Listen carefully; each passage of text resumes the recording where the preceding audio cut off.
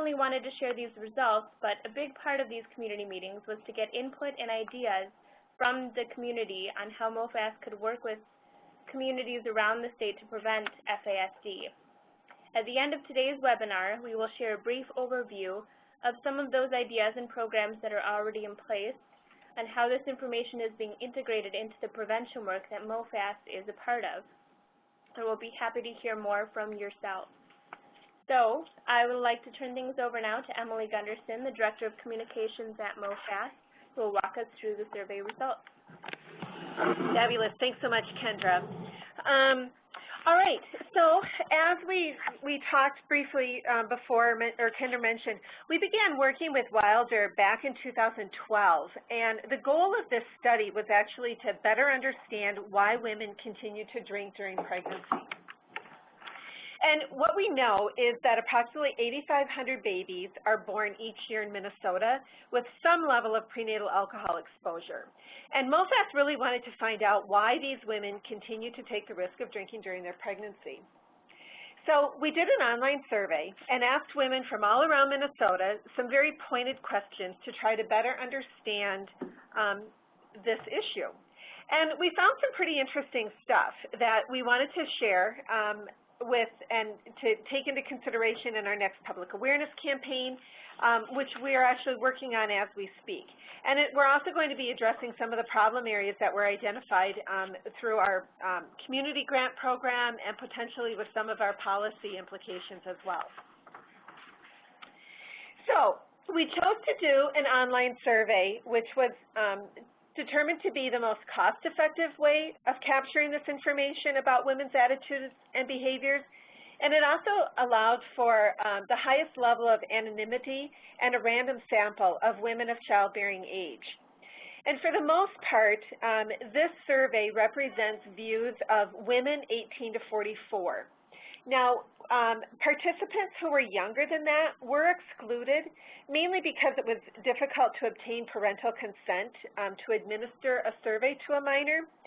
So for the purposes of this study, it's all views of women 18 to 44. That's the age reference that we talk about when we talk about women of childbearing age. And we had 352 women who completed this survey. So based on the census information, about 30,000 random households in Minnesota received a mailed invitation or a postcard, which included information about who was eligible to take the survey. And again, it was all targeted to women 18 to 44 who lived in Minnesota. And there was a link to this online survey. And just an interesting point of a note that approximately 40% of Minnesota households have at least one woman of 18 to 44 living there. On this invitation, we included a phone number for non-English speakers who wish to take the survey via phone. So we tried to be very inclusive in that respect. And the invitation said that the survey was simply about women's health. It did not say anything specifically about alcohol usage. So to encourage people to complete the survey, participants were offered a $5 gift card to either Target or Walmart, and were also entered into a drawing for a $50 Visa gift card. Again, 30,000 invitations or postcards were sent out, and 352 women responded either online or via phone. So what did we actually ask? We asked questions really designed to gather information about alcohol use by women. What was their current knowledge level? What were their beliefs? What did they think the social norms around drinking during pregnancy were? We really wanted to find out what they thought was acceptable and not acceptable.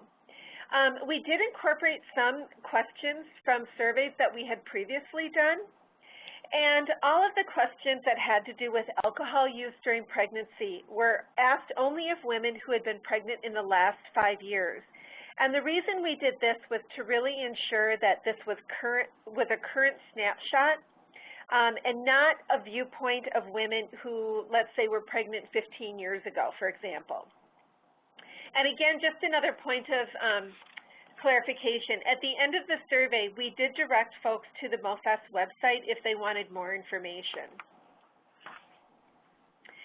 So first, we have to just put it on the table that no research is perfect. And this study does have some limitations. And with a sample of only 352, the sample error is estimated to be plus or minus 5%. And so what this means is that we have a 95% confidence that the statistics are an accurate representation of this population. And the sampling error is a bit larger for those subgroups where the sample is a little bit smaller.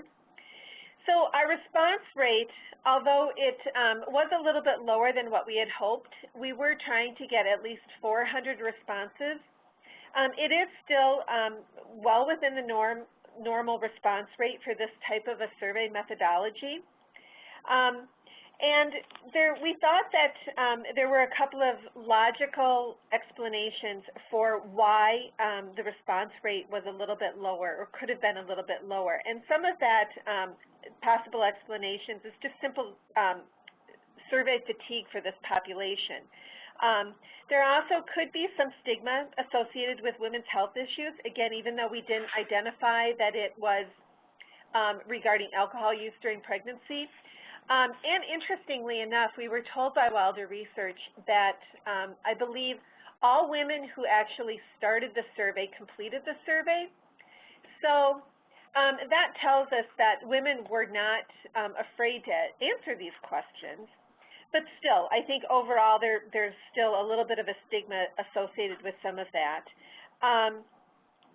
And likewise, there probably could still be some underreporting of alcohol consumption, even though, again, all respondents' answers were anonymous and confidential.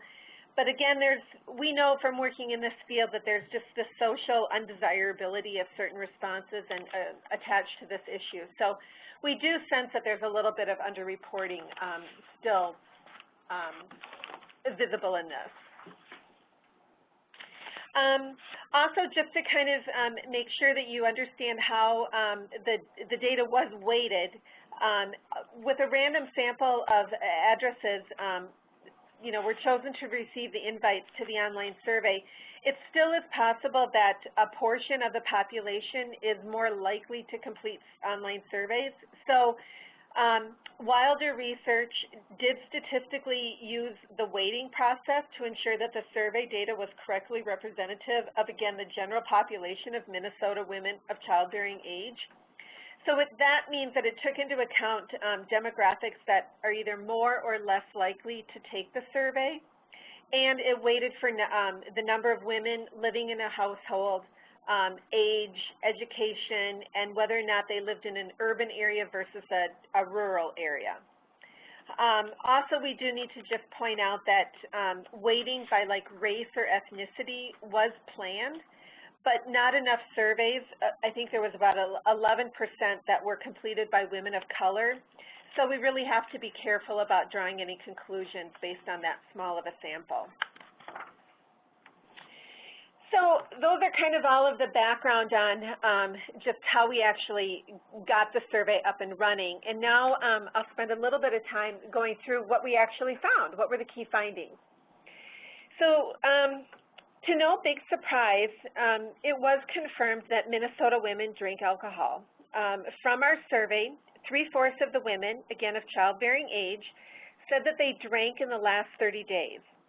And the majority, 78%, had 1 to 2 drinks on the days that they drank, which is considered moderate drinking. What concerned us, though, was that over a third, 36%, reported binge drinking or drinking 4 or more drinks on an occasion. And why this is important is because we know that the single greatest indicator or predictor of a woman's alcohol use during pregnancy is her pre-pregnancy alcohol usage. We also asked about what sort of social supports are important, and we found that 9 out of 10 women felt that their partner's drinking habits during their pregnancy did not affect their own drinking. And frankly, this was probably one of the bigger surprises for us because we, I think, had always thought or have always connected that a partner or a spouse's behaviors would influence the mom-to-be's behaviors. And so what we found is that about 3/4 of the women said that their partner did drink alcohol during their most recent pregnancy, and 1/4 said that their partner's drinking did actually change during their pregnancy, with 20% of those partners saying that their partner stopped drinking altogether. But still, 9 out of 10 women said that none of this had a big impact on their own drinking behavior during pregnancy. So that, I think, is actually a big finding, and it's something that we will, can be incorporated into maybe some of the messaging direction that we'll take for some of our public awareness messages. One of the other things that we asked about was regarding alcohol usage specifically during pregnancy. And some good news here is that the majority, 83% of women, reported that they did not drink during their pregnancy. So for the sake of this survey, we did exclude things like taking a sip for religious purposes. But what MOFAS really wanted to kind of zero in on or take a closer look at were the 17% of the women that said that they did drink. So with that in mind, we wanted to know how much and how often did this 17% of women drink during their pregnancy. And of that 17%, 81% said that they drank less than 1 drink on average on the days that they drank. And 19% reported that they drank 1 or 2 drinks on average on the days that they drank, which I think tells us that, you know, these are not, you know, just taking a sip from their spouse or partner's drinks, that this is actually having an intentional alcoholic beverage. None reported that they binge drank or had 4 or more drinks on any occasion. And the survey did include some verbiage which gave examples of like 1 serving equals 1 glass of wine, 1 shot of alcohol, those types of information. So again, it feels like that 19% were intentionally having an alcoholic beverage. So that is how much they drank. We also asked how often they drank. And this bar chart here shows that 71% reported that they drank 1 or more days on average per month while pregnant. So that's adding up the 29% for 1 day, the 6% for 2 days, 18% for 3 days. Nobody said that they drank 4 days a month, and 18% for 5 days. So that's where we got the 71%.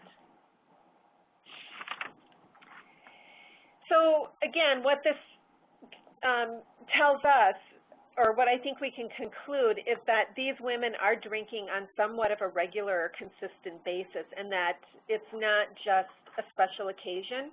And that is something that I think MOFAS hears quite often is, you know, oh, I just had a sip here and there, and they don't necessarily correlate that it's on a regular basis. Another question that we asked was or I guess, again, some good news, bad news. When we asked about their alcohol usage, 85% of the women did say that they actually stopped drinking when they found out that they were pregnant, and 15% reduced their drinking when they found out that they were pregnant. So again, the majority of the women are following the no safe level. Again, it's that 15% that we want to really try and hone in on, you know, what could we possibly do to give them more information to help them perhaps stop their drinking as well. So we also asked about what they know about the potential risks about drinking during pregnancy. And one of the common myths that we hear a lot is that drugs are more harmful than alcohol. And on this survey, respondents were asked to rate how likely some behaviors, when done by a pregnant woman, would be to cause harm to a developing baby. And we used a 5-point Likert scale where 1 was not at all likely and 5 was extremely likely. And the respondents inaccurately identified crack or cocaine as being more likely than most levels of alcohol use to cause harm to a developing fetus when used by a pregnant woman. And here's the actual, a chart that you can see that most respondents actually felt that all of the behaviors, which range from occasional use of cigarettes and alcohol and crack and cocaine to regular use of these substances, would be likely to cause harm to a developing baby. So more women ranked regular and occasional use of crack and cocaine by a pregnant woman higher than binge drinking by a pregnant woman. And there was only one level of alcohol use, which was drinking 3 or more drinks per day, that ranked highly in likelihood to harm a developing baby as regular and occasional use of crack and cocaine. So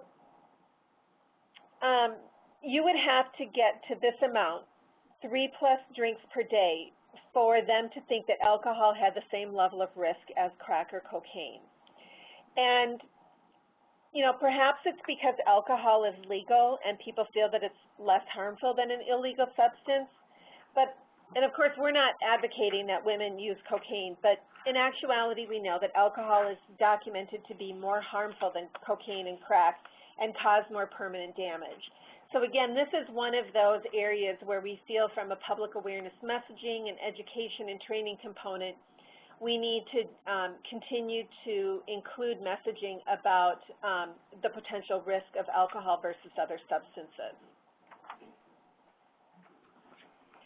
Another myth that we hear a lot about is that it's safe to drink during the 3rd trimester or near the end of your pregnancy. And in general, women who took this survey thought that the effect of maternal alcohol use on a developing baby would be the same regardless of when it happened during the pregnancy.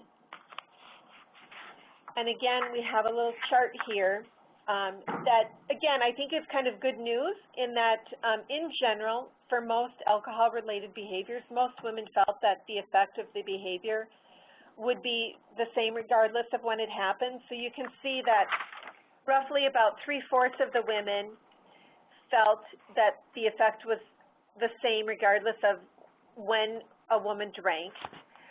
But there was still anywhere between 14, 15, and 16% that felt, you know, that it would be more harmful in early pregnancy, and that, again, is something that we can stress in some of our training, perhaps in some of our public awareness messages, that the brain is developing throughout the entire pregnancy, and so it's really crucial to maintain the no-safe level throughout the entire pregnancy. Another myth that we often hear is that wine is safer than beer or hard liquor. And you'll see here that 74% thought that all of these would cause the same amount of harm. But 26% thought that liquor would be more harmful than beer or wine. And 1% thought that none of these would be harmful. No one thought that beer or wine would be more harmful. And again, we know that alcohol is alcohol. Wine is not any less harmful than, let's say, a shot of vodka. And just a note, too, in the survey, we did, each of these were asked individually. So even though they're combined on this chart, beer and wine were actually asked about separately. So we didn't lump those together.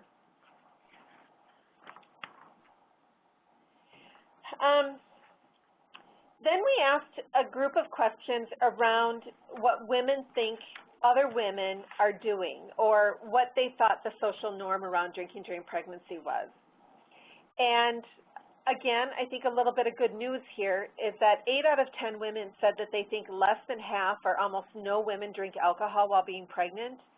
And that actually goes up to 9 out of 10 women when you ask them about women that they know well, such as friends or coworkers or relatives. So they are not thinking that this is something that everybody else is doing.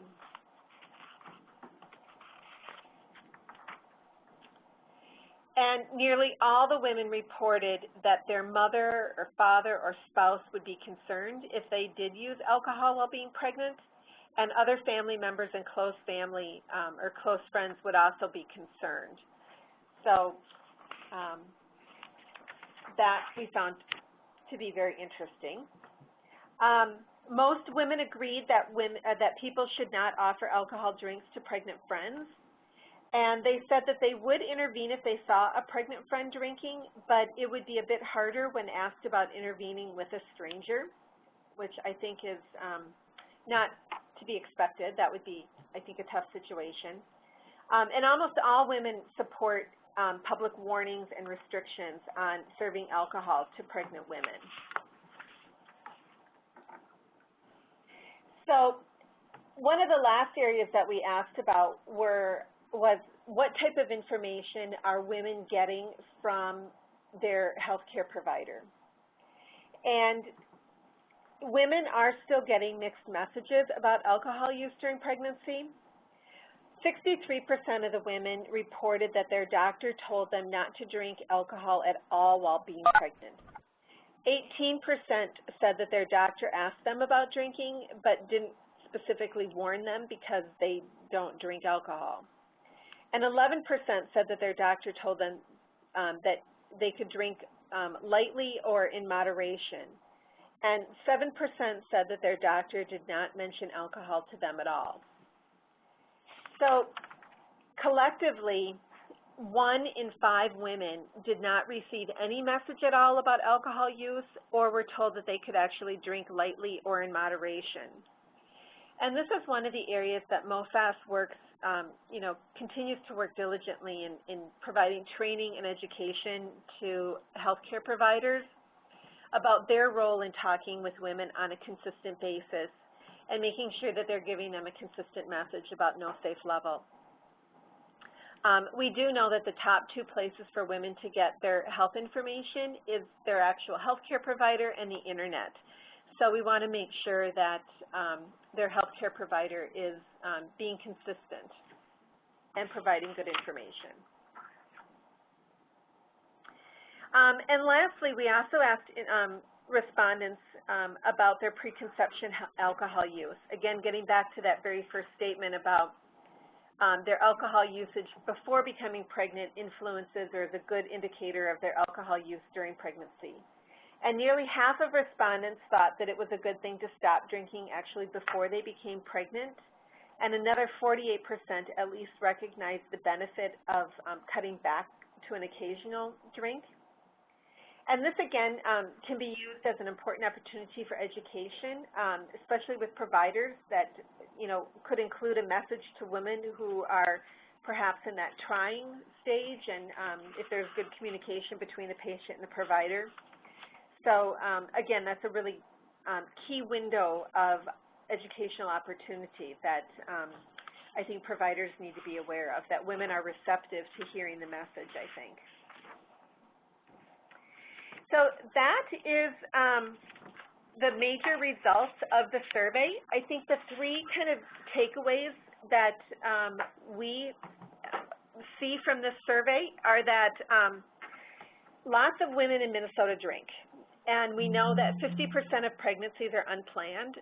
So, and very oftentimes it takes perhaps several weeks to even a month or so before a woman might find out that she's pregnant. So this is a cause for concern for us. The second takeaway is that women are still getting mixed messages. And so we'll continue to work on educating and training healthcare providers on making sure that they're giving a consistent message. And we also will continue to do some public awareness campaigns to make sure that women as well as providers are aware of the issue. And then I think the third one takeaway is this misperception on the relative risk of alcohol versus other substances. And again, that's something that I think we'll continue to integrate into our training and into our public awareness messages, that alcohol, even though, again, it might be deemed more safe because it's a legal substance, can actually cause more harm than some of the other illegal substances. So I'm going to turn it over right now to Marissa Lang, who is going to go over a little bit more in detail to how some of this stuff is going to be incorporated into some of the other prevention work that MOFAS is doing. Thank you, Emily. So as Emily mentioned in the beginning, a big part of the mission at MOFAS is to focus on the prevention of FASD around Minnesota. We've been really intentional about incorporating information from this study into those efforts and programs in several different ways.